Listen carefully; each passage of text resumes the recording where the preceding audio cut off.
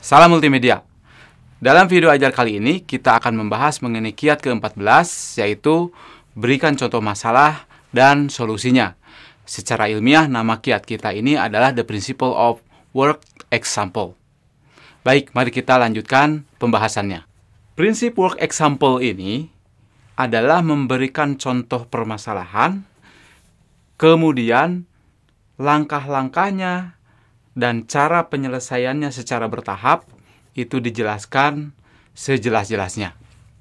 Itu dinamakan work example principle.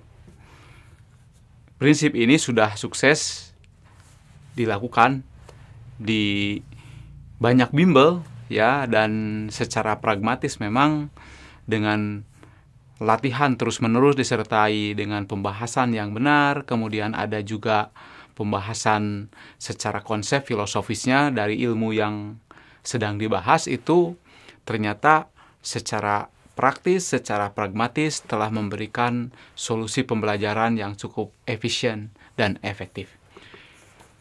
Nah, agar lebih baik lagi, maka prinsip work example ini perlu dikombinasikan dengan kiat-kiat yang lain. Kita lihat tahapan penyelesaian masalah yang diambil dari buku Problem Solving dari Randall tahun 2005. Jadi sebenarnya tahapan-tahapan masalah ini kita semua sudah tahu, tetapi seperti biasa kalau orang yang akademis, mereka membahasnya dengan sangat baik, dengan sangat sistematis. Kita namakan ini sebagai 6 Problem Solving Model. Nah, langkah pertama adalah definisikan masalah. Kita tahu ya, dalam soal dan pembahasan yang baik dan dalam mata kuliah kita adalah kuis dan pembahasannya, maka kita definisikan dulu masalah setelah kita membaca persoalannya. Kemudian yang kedua, tentukan akar penyebab utamanya, root cause-nya, ada root cause analysis. Nah, dari akar atau akar-akar masalah ini kemudian diusulkan solusi-solusi alternatifnya.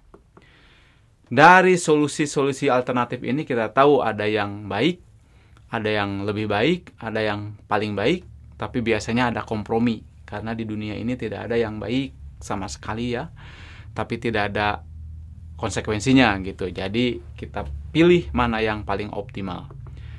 Nah, kemudian diimplementasikanlah langkah yang sudah dipilih tersebut. Kemudian hasilnya dievaluasi, kalau perlu disimpulkan. Nah, dalam contoh kuis dan pembahasan kita tahu misalnya soal matematika, setelah persoalannya difahami dengan jelas, maka kita menggunakan langkah-langkah ini gitu ya, didefinisikan masalahnya, apa yang ditanyakan, kemudian alternatif jawabannya seperti apa, kemudian yang paling baik, yang paling optimal kita pilih implementasinya, kemudian disimpulkan jawabannya apa.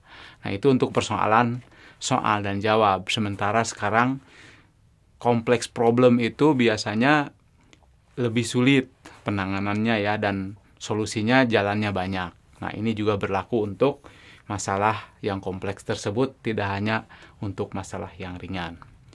Mari kita lanjutkan cara kerja work example principle ini. Yang pertama, tahapan utamanya adalah menjelaskan konsep utama dari persoalan itu sendiri, kemudian di sebelah mana kita akan menyelesaikannya, kemudian terapkan konsep untuk menyelesaikan permasalahan beserta tahapan-tahapannya. Kemudian yang ketiga adalah beri latihan soal agar disolusikan sedemikian sampai jawaban tahap pengerjaan dilakukan secara baik dan benar. Nah, nanti dikombinasikan dengan prinsip yang lain, kita jelaskan juga cara yang salah. Kenapa cara tersebut salah atau risikonya apa. Bahkan alternatif jawaban juga perlu dijelaskan kalau alternatif tersebut lebih berisiko kepada pencapaian jawaban yang kurang tepat atau yang keliru atau yang salah. Baiklah, Kita akan hentikan dulu di segmen ini supaya tidak terlalu panjang. Nanti akan kita lanjutkan di segmen berikutnya. Tetap semangat.